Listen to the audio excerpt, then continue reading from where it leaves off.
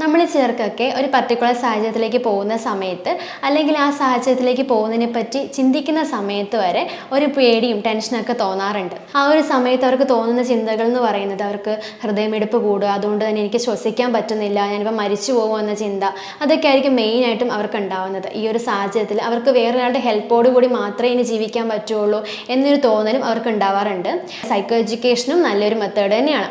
തീർച്ചയായിട്ടും നിങ്ങളിൽ ഇങ്ങനത്തെ ഒരു പ്രശ്നം കണ്ടുവരുന്നുണ്ടെങ്കിൽ നല്ലൊരു മെൻ്റൽ ഹെൽത്ത് പ്രൊഫഷണലിനെ കണ്ട് അവരുടെ ഹെൽപ്പ് ചോദിക്കുക തന്നെയാണ് വേണ്ടത്. ഹലോ, ഞാൻ സോന, ഹീലിംഗ് ഹാപ്പിനെസ്സിലെ കൺസൾട്ടൻറ്റ് സൈക്കോളജിസ്റ്റ് ആണ്. നമ്മൾ ചിലർക്കൊക്കെ ഒരു പർട്ടിക്കുലർ സാഹചര്യത്തിലേക്ക് പോകുന്ന സമയത്ത് അല്ലെങ്കിൽ ആ സാഹചര്യത്തിലേക്ക് പോകുന്നതിനെ പറ്റി ചിന്തിക്കുന്ന സമയത്ത് വരെ ഒരു പേടിയും ടെൻഷനൊക്കെ തോന്നാറുണ്ട്. കൂടുതലായിട്ട് മറ്റുള്ള ആളുകളോട് സംസാരിക്കുമ്പോൾ അല്ലെങ്കിൽ ആളുകൾ കൂടി നിൽക്കുന്ന ഒരു സാഹചര്യത്തിൽ നമ്മൾ നിൽക്കേണ്ടി വരുമ്പോഴൊക്കെയാണ് ഈ ഒരു പേടി കൂടുതലായിട്ട് നമ്മളിൽ കണ്ടുവരാറുള്ളത്.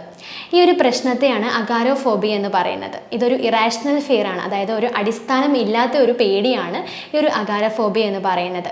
ഈ ഒരു പ്രശ്നം കൊണ്ട് ബുദ്ധിമുട്ടുന്ന ഒരുപാട് പേരുണ്ട്. ഇത്തരം വ്യക്തികളിൽ അത് രൂക്ഷമായിട്ട് തന്നെയാണ് അവരിൽ ബാധിക്കാറുള്ളത്. ഈ ഒരു സമയത്ത് അവരിൽ മെയിനായിട്ട് ഉണ്ടാകുന്ന ഒരു സിംറ്റംസ് എന്ന് പറയുന്നത് വിയർക്കുക, അതുപോലെ തന്നെ വിറയ്ക്കുക, അതുപോലെ തന്നെ നെഞ്ചിടിപ്പ് കൂടുക, തല കറങ്ങുക, ഭയങ്കരമായിട്ട് തളർച്ച തോന്നുക, ഇങ്ങനെയുള്ള സിംറ്റംസാണ് മെയിനായിട്ട് ഇവരിൽ കണ്ടുവരാറുള്ളത്. ഇപ്പോൾ ഒരു ഉദാഹരണത്തിന് പറയുകയാണെങ്കിൽ നമ്മളൊരു ഫംഗ്ഷന് പോകുന്ന സമയത്ത് അല്ലെങ്കിൽ ഒരു തിയേറ്ററിൽ പോകുന്ന സമയത്ത് ഒരു ക്യൂ നിൽക്കുന്ന സമയത്തൊക്കെ നമുക്ക് ഒരുപാട് ആളുകളെ കാണുമ്പം ഒരു പേടി തോന്നും നമുക്ക് അങ്ങോട്ട് ചെല്ലാൻ വേണ്ടിയിട്ട്.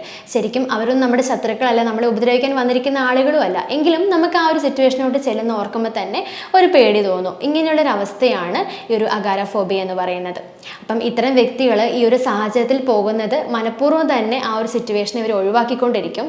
അങ്ങനെയാണ് ഇവർ പ്രധാനമായിട്ടും ചെയ്യാറുള്ളത്.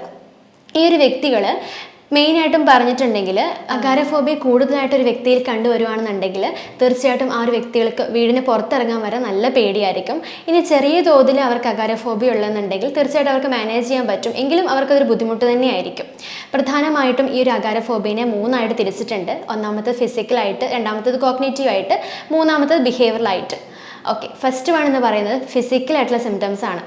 പ്രധാനമായിട്ടും ഈ ഒരു സമയത്ത് അവർക്ക് ആൻസൈറ്റി കൂടുന്ന സമയത്താണ് ഈ ഒരു സിംറ്റംസ് കണ്ടുവരാറുള്ളത്. അവർ ആ ഒരു സാഹചര്യത്തിൽ നിന്ന് ഒഴിവാകുമെങ്കിലും പ്രധാനമായിട്ട് ആ സാഹചര്യത്തിൽ ചെന്ന് കഴിയുമ്പോൾ ഇവർക്ക് ഉണ്ടാകുന്ന സിംറ്റംസ് എന്ന് പറയുന്നത് ആ ഒരു സാഹചര്യത്തിൽ എത്തിക്കഴിയുമ്പം തല കറങ്ങുക, അതുപോലെ തന്നെ ശരീരം വിയർക്കുക, മറ്റുള്ളവർ സംസാരിക്കുന്ന സമയത്ത് സൗണ്ട് പുറത്തേക്ക് വരാതിരിക്കുക, ഹൃദയമിടിപ്പ് കൂടുക, ചിലപ്പം ശ്വസിക്കാൻ വരെ പറ്റാത്തൊരവസ്ഥ, ഇങ്ങനെയുള്ള കാര്യങ്ങളായിരിക്കും ഫിസിക്കൽ സിംറ്റംസിൽ മെയിനായിട്ട് കണ്ടുവരാറുള്ളത്. രണ്ടാമത്തേതാണ് കോഗ്നിറ്റീവ് സിംറ്റംസ്.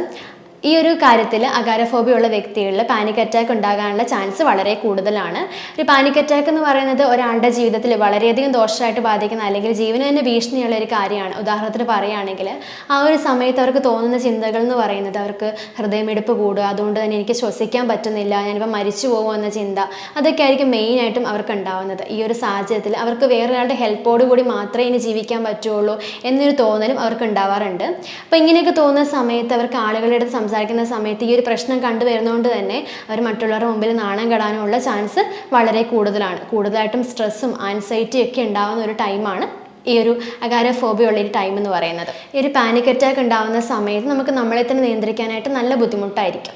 ഇനി മൂന്നാമത്തേതാണ് ബിഹേവിയറലായിട്ടുള്ള സിംറ്റംസ്. ഒന്നാമതായിട്ട് പറയുകയാണെങ്കിൽ ഞാൻ നേരത്തെ പറഞ്ഞ പോലെ തന്നെ ഒരു തിരക്കേറിയ സാഹചര്യങ്ങൾ, ക്യൂ നിൽക്കുമ്പോൾ, ഒരു ഫംഗ്ഷന്, സിനിമാ തിയേറ്ററിൽ പോകുന്ന സമയത്ത്, ഈ ഒരു സമയത്തൊക്കെ അവർ മനഃപൂർവ്വം ഈ ഒരു സാഹചര്യത്തിലേക്ക് പോകാതെ അതിൽ നിന്ന് ഒഴിഞ്ഞു മാറും. കാരണം ആളുകളെ കാണുമ്പോൾ ആളുകൾ കൂടി നിൽക്കുന്ന ഒരു സാഹചര്യത്തിൽ ചെന്നുപെടാനായിട്ടാണ് ഇവർക്ക് ഏറ്റവും കൂടുതൽ പേടി തോന്നുന്നത്. അതുകൊണ്ട് തന്നെ ഇവർ ആ സാഹചര്യത്തിൽ നിന്ന് ഒഴിഞ്ഞു മാറാനായിട്ടാണ് ശ്രമിക്കാറുള്ളത്. രണ്ടാമതായിട്ട് പറയുകയാണെങ്കിൽ ഇവർക്ക് വീടിന് പുറത്തിറങ്ങാൻ വരെ നല്ല പേടിയായിരിക്കും. ഇനി അഥവാ ഇവർ വീടിന് പുറത്തിറങ്ങുന്നുണ്ടെങ്കിൽ തന്നെ ഇവർക്ക് ഏറ്റവും കൂടുതൽ വിശ്വസിക്കാൻ പറ്റുന്ന അല്ലെങ്കിൽ ഏറ്റവും കൂടുതൽ കംഫർട്ടായിട്ടുള്ള വ്യക്തികളുടെ കൂടെ ആയിരിക്കും ഇവർ യാത്ര ചെയ്യുന്നുണ്ടാവുന്നത്. അഗാരോഫോബിയ ഉണ്ടാവാനായിട്ട് പല കാരണങ്ങളുണ്ട്. അതിൽ മെയിനായിട്ടുള്ള കാരണം എന്ന് പറയുന്നത് ഒന്നാമത് നമുക്ക് പറയാൻ പറ്റും ചൈൽഡ്ഹുഡിൽ ഉണ്ടാകുന്ന ട്രോമാറ്റിക് ആയിട്ടുള്ള എക്സ്പീരിയൻസ്. ഇപ്പോൾ ഒരു ആക്സിഡൻറ്റ് കണ്ടെന്നുള്ള കുട്ടികളാണെങ്കിൽ അല്ലെങ്കിൽ മാതാപിതാക്കളുടെ മരണങ്ങൾ ഇങ്ങനെയൊക്കെ സംഭവിച്ചിട്ടുണ്ടെങ്കിൽ തീർച്ചയായിട്ടും ഒരു കുട്ടികളിൽ ഇങ്ങനെയുള്ള പ്രശ്നങ്ങൾ കണ്ടുവരാനുള്ള ചാൻസ് കൂടുതലാണ്. രണ്ടാമതായിട്ട് ഫിസിക്കലായിട്ട് സെക്ഷലായിട്ടുള്ള അബ്യൂസ് കാര്യങ്ങൾ നേരിട്ടിട്ടുള്ള കുട്ടികളാണെന്നുണ്ടെങ്കിൽ. മൂന്നാമതായിട്ട് പറയുകയാണെങ്കിൽ മെൻ്റൽ ഹെൽത്തുമായിട്ട് റിലേറ്റഡ് ആയിട്ടുള്ള പ്രോബ്ലംസ് നേരത്തെ തന്നെ ഉള്ള ഒരാളുകളാണെന്നുണ്ടെങ്കിലും ഇവർക്ക് ഇങ്ങനെയുള്ള പ്രശ്നങ്ങൾ കണ്ടുവരാനുള്ള ചാൻസ് വളരെ കൂടുതലാണ്. അഗാരോഫോബിയ എന്ന് പറയുന്നത് നമുക്കൊരു പരിധി വരെ ഇത് മാറ്റിയെടുക്കാൻ പറ്റാവുന്ന ഒന്ന് തന്നെയാണ്. മരുന്നിൻ്റെ സഹായം ഇല്ലാതെ തന്നെ നമുക്കിത് ഒരു പരിധി വരെ ഓക്കെ ആക്കി എടുക്കാൻ വേണ്ടി പറ്റും. അപ്പോൾ മെയിനായിട്ട് നമ്മൾ ചെയ്യാറെന്ന് വെച്ചാൽ കോഗ്നിറ്റീവ് ബിഹേവിയർ തെറാപ്പി തന്നെയാണ്. ഇതിൻ്റെ കൂടെ തന്നെ റിലാക്സേഷൻ ടെക്നിക്കും അതുപോലെ തന്നെ എക്സർസൈസും കാര്യങ്ങളും മുന്നോട്ട് കൊണ്ടുപോവുക. അതുപോലെ തന്നെ സൈക്കോ എഡ്യൂക്കേഷനും നല്ലൊരു മെത്തേഡ് തന്നെയാണ്. തീർച്ചയായിട്ടും നിങ്ങളിൽ ഇങ്ങനത്തെ ഒരു പ്രശ്നം കണ്ടുവരുന്നെന്നുണ്ടെങ്കിൽ നല്ലൊരു മെൻ്റൽ ഹെൽത്ത് പ്രൊഫഷണലിനെ കണ്ട് അവരുടെ ഹെൽപ്പ് ചോദിക്കുക തന്നെയാണ് വേണ്ടത്. വീണ്ടും അടുത്തൊരു വീഡിയോയുമായിട്ട് കാണാം. Thank you.